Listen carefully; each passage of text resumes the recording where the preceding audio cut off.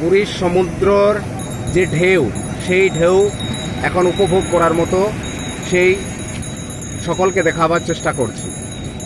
এই যে সমুদ্রের জোয়ারের এই জল এতখানি উত্থিত হচ্ছে, এই উত্থিটাকে বলে শ্বাস, জিওগ্রাফির ভাষায় বলে শ্বাস।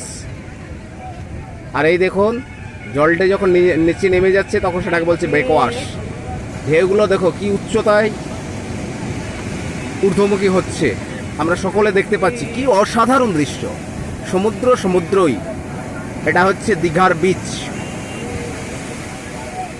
কি লোকের সমারোহ, অসাধারণ এক দৃশ্য। চারপাশটা মুখরিত হচ্ছে শুধু সমুদ্র সৈকত।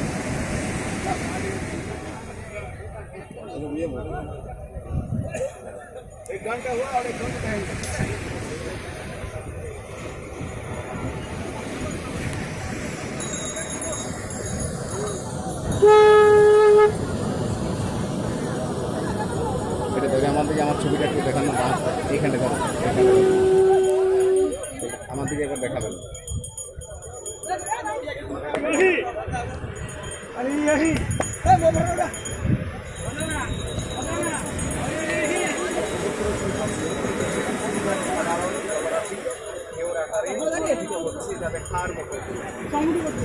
আমরা দেখছি